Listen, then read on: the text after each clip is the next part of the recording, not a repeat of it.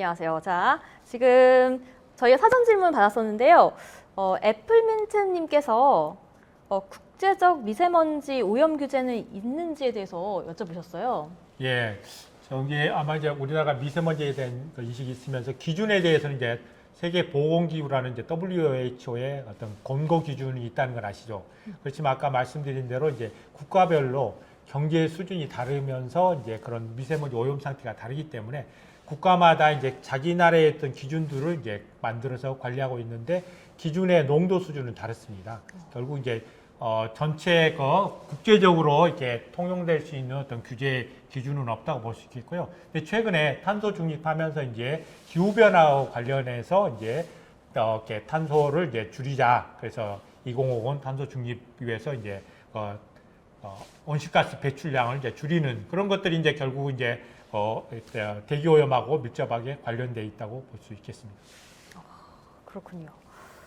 그러면은 지아님하고 신님께서 미세먼지에 가장 크게 영향을 끼치는 분야와 미세먼지 저감도에 영향을 받지 않는 분야에 대해서 궁금하다고, 또 미세먼지 저감 정책을 가장 강력하게 펼칠 경우 실제로 우리 생활 속에 어떤 영향을 받게 될까요? 라고 이제 질문해 주셨어요. 예. 그래서 이제 실은 이게 우리나라만의 이제 생각한다면 아까 그 오염도 수준이 보여주시듯이 우리나라도 이제 미국이 1970년에 환경청이 만들어졌는데 우리나라는 한 80년 정도에 환경처가 만들어졌습니다.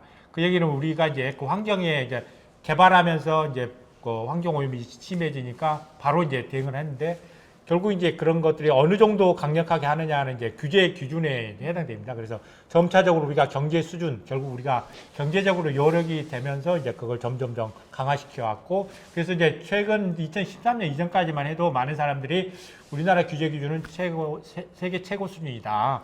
그래서 이제 우리나라 자동차만 해도 이렇게 미국에 수출하고 유럽에 수출하기 위해서 배출가스 규제 기준들은 이제 세계적인 수준입니다. 근데 그럼 더 이상을 이제 줄여야 되느냐 할 때 이제 그 기업 입장에서는 우리 할 만큼 했다. 그래서 이제 아까 그걸 더 줄여야 되는 그런 그 근거가 뭐냐를 하는 게 결국 이제 우리가 과학적인 지시, 과학이 왜 필요하느냐.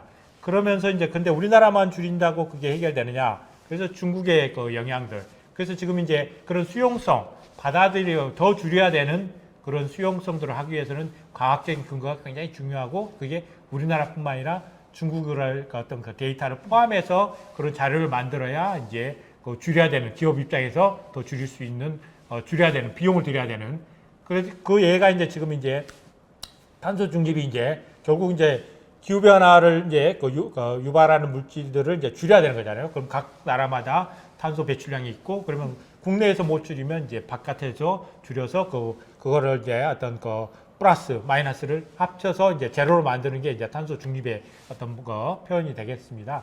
그것처럼 이제 우리가 그런 것들을 이제 그러면 이제 옛날에 이제 기후 변화 때문에 그러면 중국이 이제 미국이 이제 우리나라 이제 그럼 누가 제일 온실가스 많이 배출하냐? 그러면 중국이다. 그럼 중국 입장에서는 선진국들을 그동안 많이 배출해 놓고 그러면 우리 보고 이제 우리 경제 성장하려면 줄여야 되느냐? 뭐 이런 것들이 이제 서로 이제 그런 경제 성장 단계가 다르기 때문에 일률적으로 하는 것보다는 그런 이해 당사자들이 서로 수긍할 수 있는 형태의 어떤 합의를 만들어서 그걸 실행하도록 그게 이제 지금 이제 탄소 중립이라든가 그래서 각 나라별로 탄소 중립을 실현하겠다는 시기들도 다른 것들이 결국 경제 발전 단계가 다르고 국가의 어떤 상황들이 다르기 때문에 그 정도는 이제 서로 국제적으로 수용을 해주는 거죠. 그렇지만 그것도 안 하는 나라들도 있는 거잖아요. 그래서 그걸 또 하라고. 그럼 우리나라 같은 경우는 이제 우리나라 경제 수준에 비해서 그 양이 좀 적지 않느냐, 좀 더 많이 해라, 또 좀 구체화시켜라, 뭐 이런 것들은 이제 압력을 받고 있는 거죠. 이제 그런 것들은 이제 그런 것들이 이제 어떤 사회적인 합의, 국제적인 합의라고 보실 수 있겠습니다. 어느 나라에서 일방적으로 너는 뭐해 이렇게 할 수 있는 그런 상황은 아니라고 말씀드릴 수 있겠습니다. 같은 내용 질문이 실시간에 있었네요. 네. 이제 개발이 필요한 나라들은 탄소 배출 규제에 어떤 영향을 받고 있나 이렇게 열심히 받고 있네요. 그러면은 사전 질문은 하나만 더 하고 JH 김님께서 중국발 미세먼지 저감을 위해 개인이 할 수 있는 일, 그래 우리가 할 수 있는 일, 네. 그거를 여쭤보셨는데요. 예, 이제 중국 우리나라도 그렇지만 이제 아까 말씀드린 대로 이제 경제가 성장하는 단계에서는 경제 발전이 굉장히 중요하다고 이제 우리가 인식을 하게 돼서 그 어떤 대기 오염이나 이런 거는 우리가 감수해야 된다고 생각이 됩니다. 그래서 옛날에도 이제 산업단지라든가 그다음에 수도권, 근데 지금은 이제 전국적으로 미세먼지가 문제라고 이제 얘기를 하는 거잖아요. 그 얘기는 모든 국민들이 이제 깨어 있다는 거죠. 그래서 결국 이제 저는 이제 가장 빠른 해법은 중국의 국민들이 우리가 또 시민 활동도 하듯이 의식이 계획이 돼서 빨리 그분들이 그런 것들이 굉장히 중요하다고 그래서 지금 이제 일부 이제 인식을 하고 있지만 그런 것들이 중국 전체적으로 다 우리 이제 경제 개발하는 것보다 이제 이런 거 하는 것들이 이렇게 미세먼지 저감하기 더 중요하다. 인식 전환이 굉장히 중요한 것 같은데 결국 이제 그런 것들은 이제 개인들이 이제 어떤 국가에서는 이제 아무래도 경제적인 부분들을 또 우선적으로 생각할 수밖에 없는 그런 속성들이 있어서 결국 시민 의식을 깨울 수 있도록 우리가 어떤 노력을 해야 될 건가, 그걸 좀 NGO 단체끼리 또 협력해서 이제 한다든가 이런 것들이 굉장히 어떤 장기적으로 가장 중요한 일이 아닌가 그런 생각이 들고요.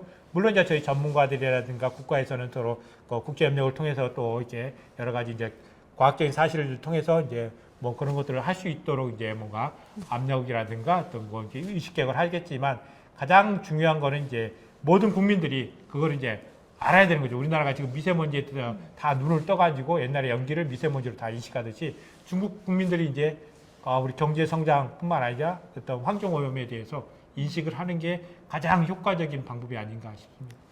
그리고 실시간 질문에 순화장님께서 경제 발전이 되면 미세먼지가 증가할 수밖에 없는데 앞으로의 경제 발전이 어떤 방향으로 가야지 궁금하네요라고 하셨는데요. 실은 이제 경제 발전이 되면 이제 미세먼지가 증가한다는 거는 이제 어느 수준까지는 이제 아까 이제 제가 잠깐 보여드렸지만 선진국들은 이제 경제 발전에서 이제 어느 최대치까지 가다가 그 다음부터는 이제 환경 관리를 잘해서 이게 낮아지게 되는 거죠. 그게 이제 에너지 소비량을 보면 되는 거죠. 1인당 에너지 소비량이 이제 일본이 우리나라보다 더 적습니다. 근데 그럼 결국 이제 우리나라가 이제 지금 이제 에너지를 이제 석탄을 많이 결국 이제 싼 연료를 많이 쓰게 된 거죠. 오염을 많이 되고 결국 이제 그런 부분들은 이제 에너지 소비 구조라든가 결국 이제 반드시 경제가 많이 한다고 해서 어느 단계까지는 중국도 이제 그런 거죠. 탄소 중립이나 이런 것도 이제 어느 단계까지는 이제 오염물질이라든가 배출이 많이 되겠지만 근데 그래서 이제 그게 최고치를 쳤느냐 이런 게 이제 우리가 이제 궁금한 거죠. 그죠? 그래서 이제 아마 이제 최근에 중국에서 오염물질을 많이 감축했다는 얘기들이 이제 많이 데이터도 나오고 있는데 진짜 그게 맞는 거냐? 그러면 이제 그 감축하는 속도라든가 이런 것들이 어떻게 되고 또 최근에 탄소 중립 중국도 2060년까지 하겠다 그러면 그런 것들이 어떤 영향을 받느냐? 이런 것들이 이제 우리 미세먼지 관리에 어떻게 서로 연계되어 있느냐를 이제 우리가 분석해서 우리 해법을 만들어내야 되는 거죠. 그래서 반드시 경제가 이제 성장하는 어느 일정 단계까지는 이제 오염이 이제 증가하지만 이제 또 그 이상으로 가면 이제 아까 청정 에너지를 쓴다든가 결국 이제 그 에너지의 어떤 그 질이 달라지기 때문에 그런데 이제 우리 이제 지구적으로 보면 이제 인접한 중국도 인도 뭐 여러 가지 있어서 굉장히 좀 국가적으로 좀 복잡하다는 거 말씀드리고 이제 저희 같은 경우는 이제 동북아 지역에서 중국의 영향을 많이 받기 때문에 중국의 어떤 그런 변화가 굉장히 중요해서 우리가 그거를 중국이 내놓는 데이터만 믿는 게 아니라 우리가 할 수 있는 데이터를 최대한 해서 우리 나름대로 해석해서 중국의 어떤 그런 부분들을 우리 어떤 정책이라든가 또 국제협력에 반영하는 지혜가 필요한 거죠. 우리가 이제 축구 시합할 때 우리가 가서 모니터링 하잖아요. 어떤 작전을 펴고 있는지. 그래야 우리 전략에 반영하듯이 그런 것들이 이제 우리가 이제 어떤 우리가 지혜롭게 이런 문제를 해결하는 그런 일이 아닌가 싶습니다. 마지막 질문으로 KGBWH님께서 실내 환기 정도와 미세먼지 농도를 알기 쉬운 척도가 따로 있을까요? 있을까요? 예, 실은 이제 그거를 이제 실내 환기 정도는 이제 실내 환기 정도라고 얘기하는 거는 이제 실은 이제 실내에는 온갖 오염물질이 있지만 이제 사람도 실은 여러분들이 이제 저는 이제 실내 하다 보면 사람이 이제 오염물 배출하는 주된 배출원이 사람입니다. 옛날에 이제 이렇게 대가족이 살 때는 한 방에서 여러 사람이 살면 아침 문 열면 창문을 열어라 막 이런 것들이 결국 그동안 잠잘 동안에 온갖 냄새 같은 것들이 많이 배어 있기 때문에 환기시키는 거거든요. 결국 이제 환기는 이제 사람이 얼마큼 있느냐가 평상시에 이제 특별한 오염이 없는 거예요. 그래서 사람은 이제 호흡하면서 이산화탄소를 배출합니다. 그 양이 굉장히 적어서 기후 변화에 영향을 안 미치지만, 그럼 이산화탄소량을 측정하면 이제 이산화탄소 농도를 측정하면 이 방이 얼마큼 환기되는지 알 수 있습니다. 그래서 이제 실내 공기질 기준에 보면 이산화탄소 농도 1000ppm, 요게 이제 한기를 어떤가 하는 척도로 이게 사용되고 있고요. 근데 이제 한기라는 거는 이제 실내에 어떤 오염물질을 이제 특정하게 줄이는 건 아니고 바깥의 공기하고 바꿔쳐서 이제 희석하는 그런 역할을 하는 겁니다. 근데 이제 그래서 이제 환기가 이제 평상시에 이제 밖에 농가 깨끗한 공기일 때는 이제 옛날에는 이제 큰 문제가 없었지만 지금은 이제 밖에 공기가 더러우니까 이제 환기를 시켜야 되느냐 고민을 하게 되는 거죠. 이제 그렇게 이제 말씀드리고, 그다음에 미세먼지 부분에 대해서는 이제 에어코리아나 이런 데서 이제 그러니까 미세먼지 농도를 이제 측정망 자료를 실시간으로 1시간 단위 농도로 주기 때문에 바깥의 농도, 근데 실내 농도는 이제 알 수가 없는 거죠. 그래서 실내 농도는 이제 여러분들이 실내 활동을 뭘 하느냐, 실내에서 담배 피우면 당연히 미세먼지가 높아지는 거고 맞아요. 조리를 한다든가 이런 활동만 하지 않으면 바깥의 농도가 더 높게 되는 거죠.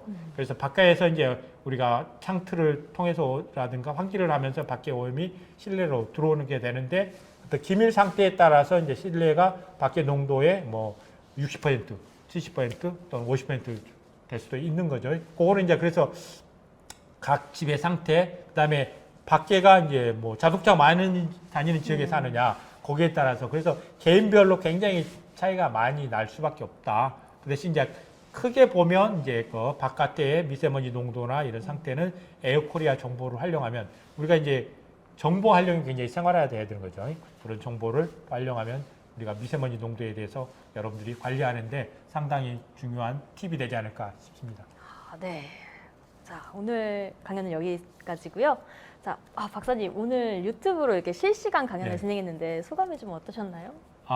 제가 이제 그 미세먼지 이렇게 연구를 하면서 일반인들이 굉장히 관심도 많고, 정말 이제 아까 이게 복잡한 문제를 어떻게 해야 되느냐 해서 제가 시민들을 대상으로 미세먼지 교육을 이제 실시했습니다. 그런데 이제 제가 좀 젊은 분들만 관심이 많은 줄 알았는데 50대, 60대, 70대까지도 관심이 많아서 나이 드신 분도 미세먼지 굉장히 많다, 그런 생각이 좀 들었는데, 특히 이제 그런데 이제 어떤 학생들이라든가 이게 젊은 친구들을 대상으로 해서는 이제 할 기회가 별로 없었습니다. 이제 간혹 이제 어린이집 교사라든가 이런 거 특정한 대상으로는 할 수 있었는데, 그래도 이제 제일 아마 이제 감수성이 좋고, 그 다음에 또 아마 이제 중학생쯤 되면 이제 우리가 사춘기를 겪잖아요. 그래서 미세먼지를 대하는 우리의 어떤 지금의 자세들이 사춘기의 어떤 속성하고 매우 흡사하다. 그래서 사춘기를 이제 지나면 이제 고등학생이 되면 좀 더 안정되잖아요. 그래서 우리가 그러니까 뭔가를 하고 싶은데 잘 모르니까 이제 뭘 해도 좌충우돌을 하게 되는 거죠. 그래서 우리가 이제 이런 사춘기를 잘 극복하면 이제 어떤 고등학생 성인이 되듯이 우리가 미세먼지 문제도 잘 다룰 수 있게 되면 우리가 코로나 바이러스라든가 앞으로 우리가 이제 어떤 기후변화 문제라든가 이런 것들도 복잡한 문제를 잘 다룰 수 있게 되겠다. 그런 측면에서 이제 오늘 그런 여러 어떤 복잡한 부분들을 좀 여러분들이 좀 이해할 수 있는 그런 내용들로 이제 구성해서 말씀을 드렸습니다. 그래서 저로서는 이제 여러 젊은 분들이라든가 또 일반 주부님들이 이런 소통할 수 있는 기회가 돼서 굉장히 큰 의미가 있지 않았나 싶습니다. 예, 고맙습니다. 네. 저도 지금 이제 사춘기 마치고 좀 더 공부를 해서 고등학생이 되도록 노력을 해야겠습니다. 오늘 강연을 해주신 백인남 박사님께 다시 한번 큰 박수 부탁드립니다. 아유, 고맙습니다. 네. 마지막으로 토요과학강에서는 만족도 조사, 수강 인증 과정, 후기 작성 이벤트 등 많은 이벤트를 하고 있습니다. 많은 참여 부탁드리고요. 긴 시간 동안 참여해주신 모든 분들께 감사드립니다. 저희 토요과학 강연은 다다음 주 토요일 6월 19일 자율주행차 교통사고와 통신 지연의 수학적 모델링으로 다시 찾아뵙겠습니다. 지금까지 시청해주신 여러분 대단히 고맙습니다. 다음 시간에 또 만나요. 예.